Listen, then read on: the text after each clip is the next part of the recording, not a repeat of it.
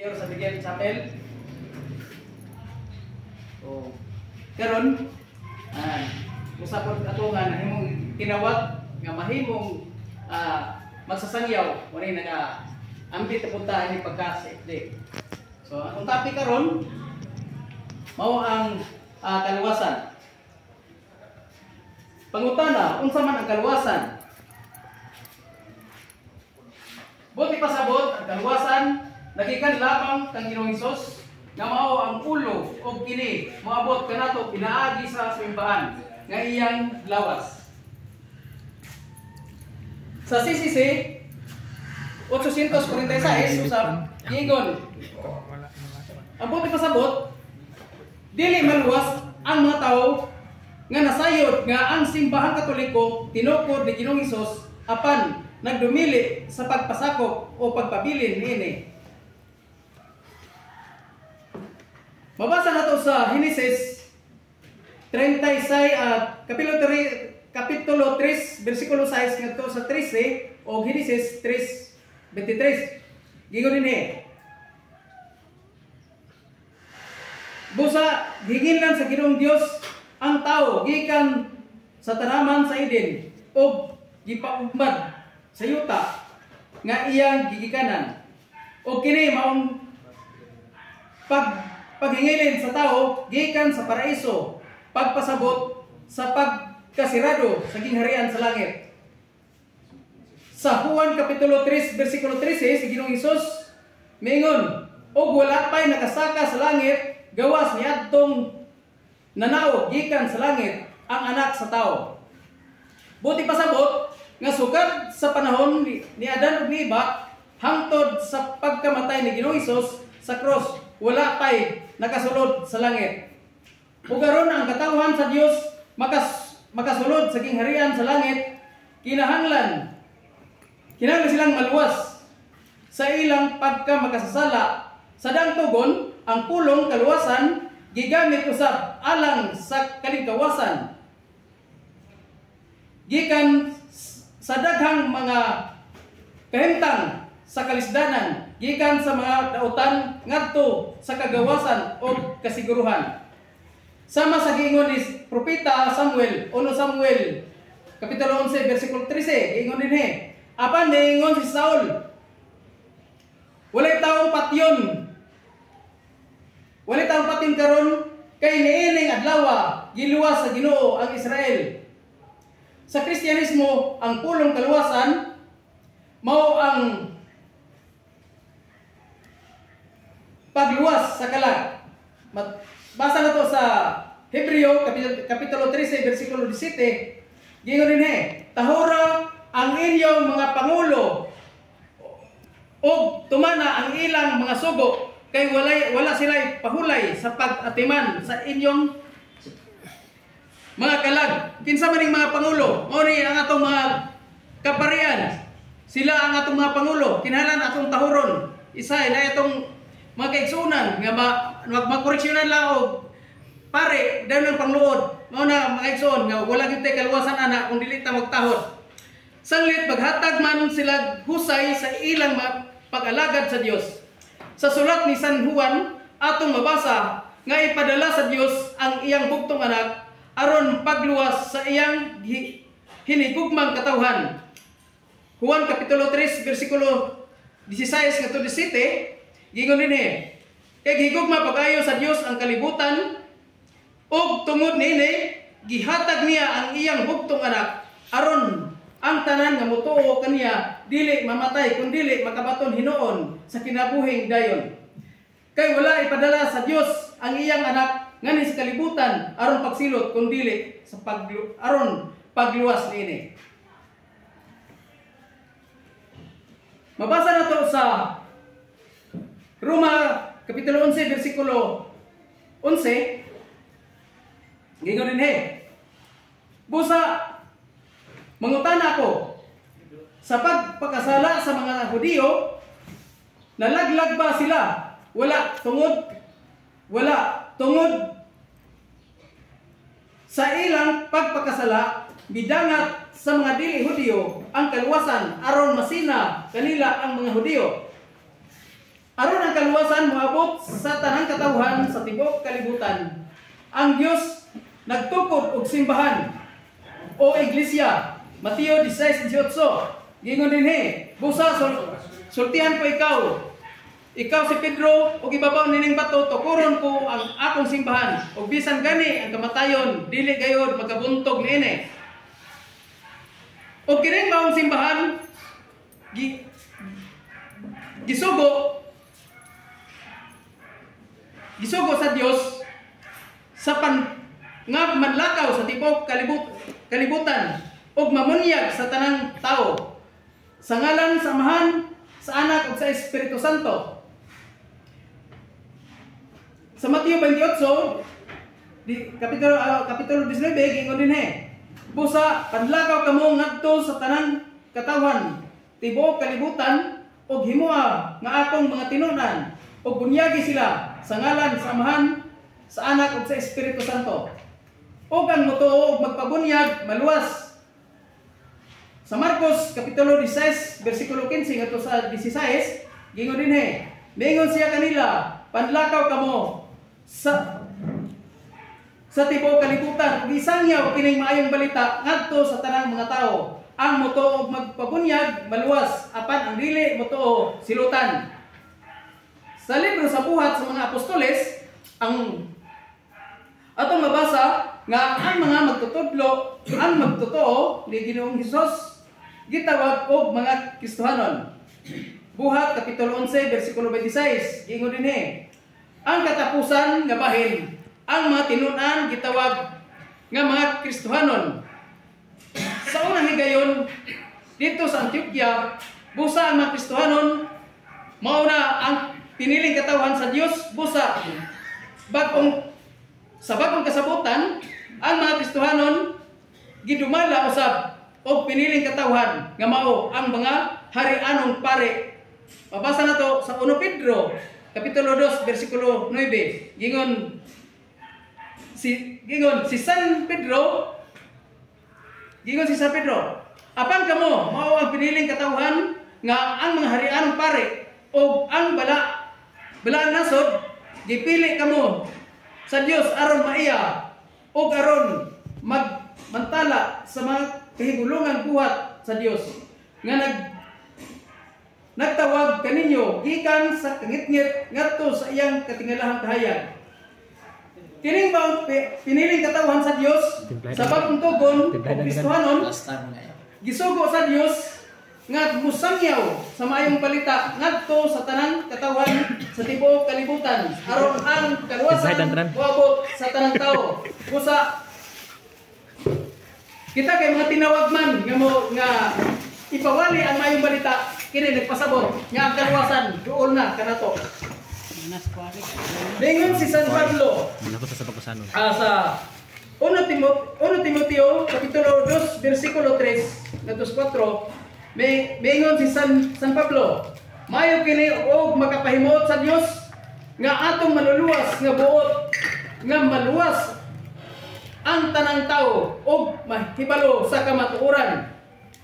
Moabot ang kaluwasan sa tanang tao tungod kay ang motuo sa maayong balita ug magpabunyag sa simbahan maluwas. Marcos kapitulo 16 bersikulo 15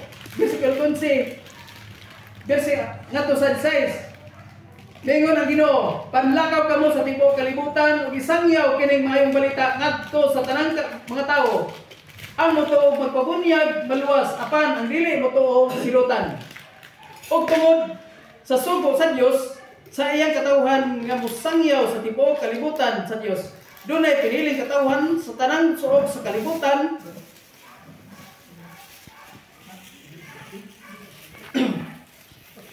Mabasa po nato sa Buhat kapitulo 15 bersikulo 4 ingon dinhi, pag-abot nila sa Jerusalem gidawat sila sa iglesia ug sa mga apostoles ug sa mga pangulo sa iglesia ug ilang gisuginlan sila sa tanang gibuhat sa Dios, pinaagi kanila.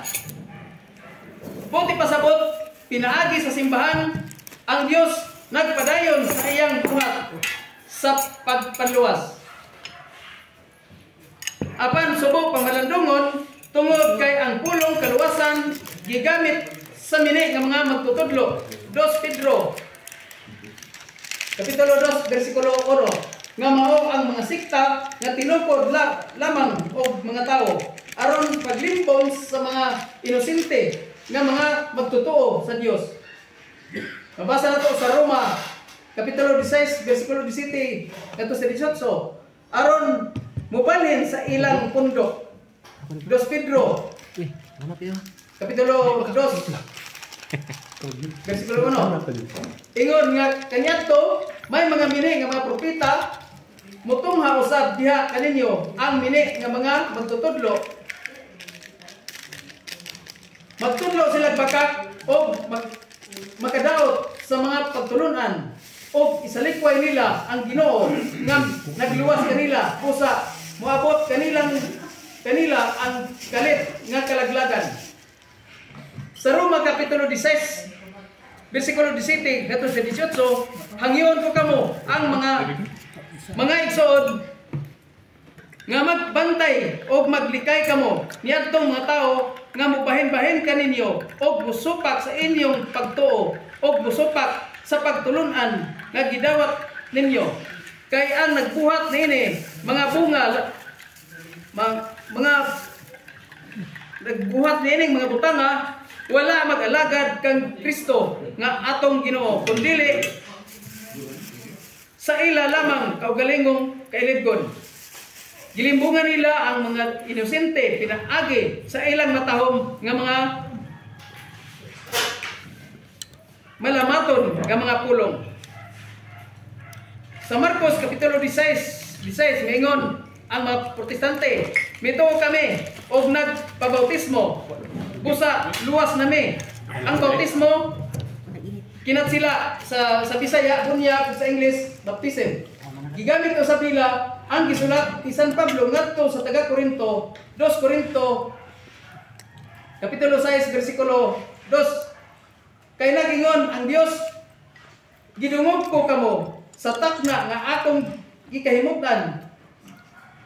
Gitabangan ko kamo sa adlaw sa kaluwasan, mao kini ang takna sa pagdawat sa kaluoy sa Dios karon mao ang adlaw sa kaluwasan. Sa sa katubsanan sa mga sala sa tanang katawhan pinaagi sa kamatayon ni Kristo ni Ginoong Hesus sa cross. 1 Pedro versikulo 2:24 mayon si San Pedro, dito sa cross gidala ni Kristo diha sa iyang lawas ang tanantang mga sala aron dili nakita magpakasala kundi dili magkinabuhi nga matarong pinaagi sa iyang mga samad. Nangaayo kamo buti pasabot gitubos sa Dios ang sala sa katawhan pinaagi sa kamatayon sa iyang anak sa cross. Dito dili tungod sa buhat sa mga tao. Sa Efeso Kapitulo 2 versikulo 8, kay pinaagi sa pagtuo naluwas kamo tungod sa grasya sa Dios, dili kini inyong buhat kundi dili gasa sa Dios. Sa Efeso 1 Kapitulo 7 Kapitulo 1 versikulo 7 mayon si San Pablo, kay naluwas kita pinaagi sa kamatayon ni Kristo at sa ato pa napasaylo ang atong mga sala pagkadako sa grasya sa Dios. O kining maong grasya sa kaluwasan sa atong mga sala atong madawat pinaagi sa atong pagtuo o pagpabunyag. Sa Marcos Kapitulo 16 niingon ang Ginoo ang mutuo og pagpabunyag maluwas. Sa Mateo 16:18 nagitukod sa Ginoo o sa Mateo 28:19 kay mao lamang kini ang atong tuhan nga mutudlo og mubunyag sa tao aron maluwas. Ang Mateo 28:19, busa panlakaw kamo ngadto sa tanang katawhan sa tibaw kalibutan og himuha sila nga akong mga tinunan o bunyagi sila sa ngalan sa Amahan o sa Anak o sa Espiritu Santo. Busa dili ang mga sikta or mga protestante ang bautismo, kundi ang simbahan nga tinukod ni Ginoong Hesus, ang simbahan Katoliko. Ang pagkamanunubos ni Ginoong Hesus sa sala sa mga tao gipahayag ni San Pablo sa iyang sulat ngadto sa mga Kristohanon. Mabasa na to sa Pilipos Kapitulo 3, versikulo 20, gingon dinhi, apan kita mga lubulupyo sa langit o mahinangpon kitang nagpaabot sa pag-anhi sa atong manunubos gikan sa langit ang Ginoo, ang Ginoong Hesukristo. Ang kinabuhing dayon, mabasa na to sa Roma Kapitulo 6, versikulo 22, miingon si San Pablo, apan karon nga naluwas na kamo gikan sa sala o nag-alagad sa Dios, ang balos nga madawat ninyo mao ang pagkabalaan nga musangpot sa kinabuhing walay katapusan. Ang giingon ni San Pablo, naluwas na kamo gikan sa sala, nagpasabot og natubos na kamo sa inyong mga sala.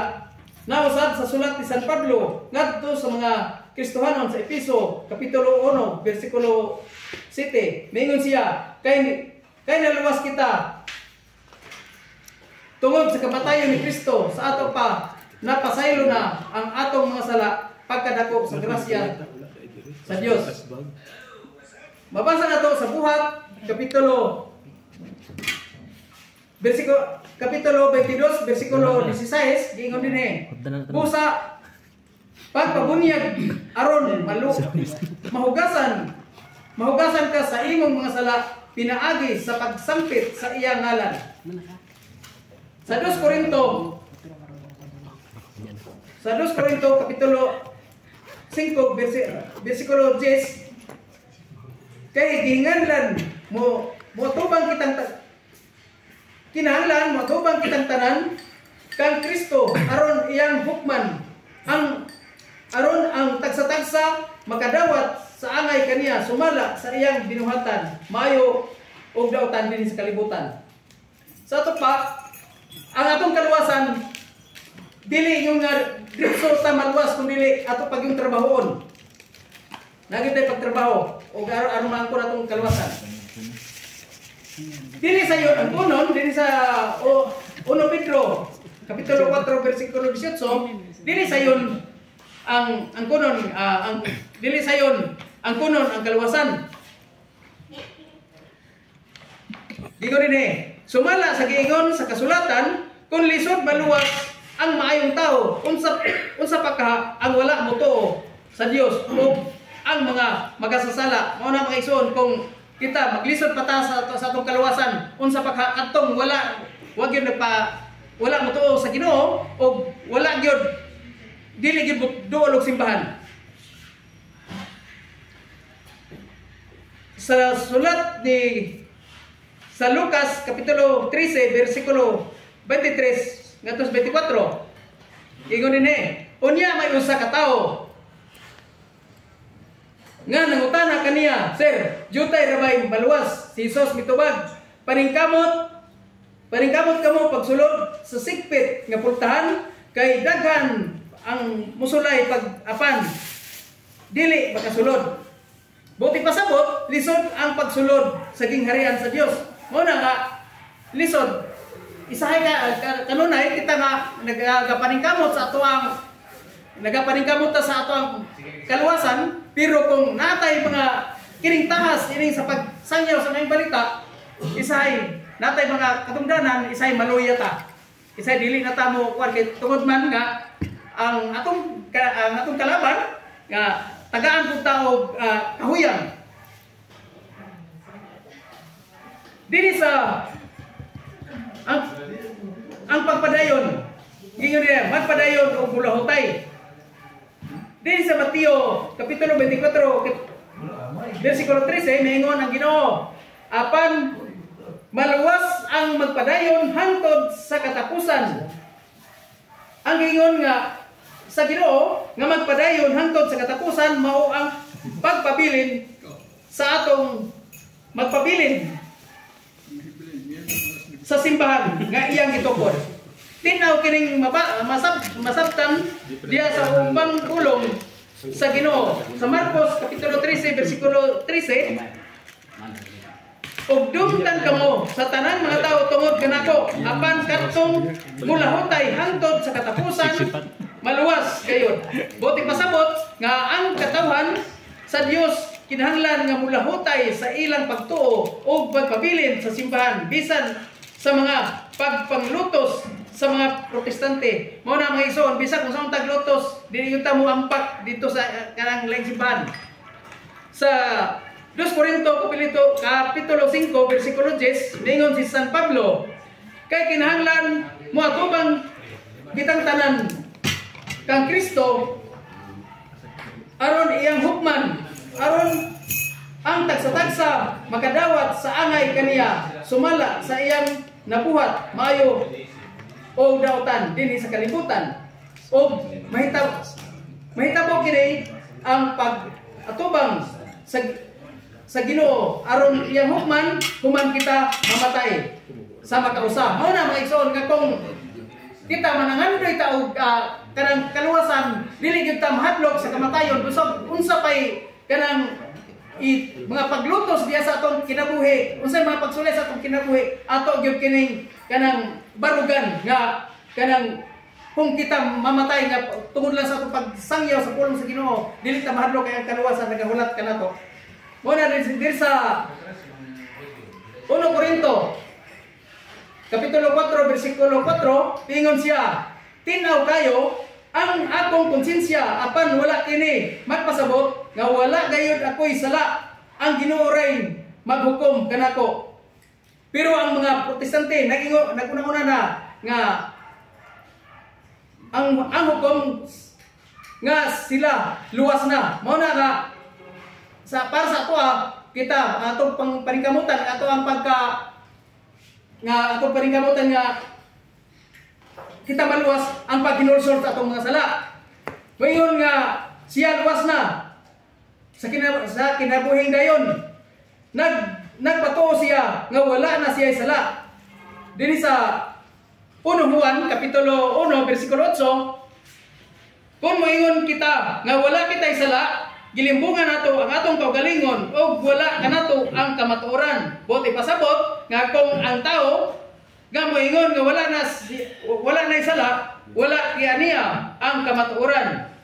Og sumala ni Ginoong Hesus siya ang kamatuoran. At basa nato sa Juan kapitulo 14 bersikulo 16 gingon dinhi si Hesus mitubag ako ang dalan ang kamatuoran ug ang kinabuhi walay magkaadto sa amahan kundili moagi kanako. Ang mga mayong buhat sa Marcos 16:16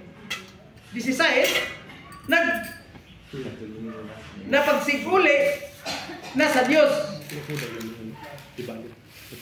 Sa Efeso kapitulo 2 bersikulo 10 mingon si San Pablo kita mga binuhat sa Dios o gibuhat kita niya diha kang Kristo Jesus aron magbuhat kita maayo nga maoy iyang tuyo alam kanato. Sa Hebreo kapitulo 13 bersikulo 16 gingon dinhi ayaw kalimot pagbuhat sa maayo o pagtinabangay kamo kay mao kini ang mga halad nga magkapahimot sa Dios.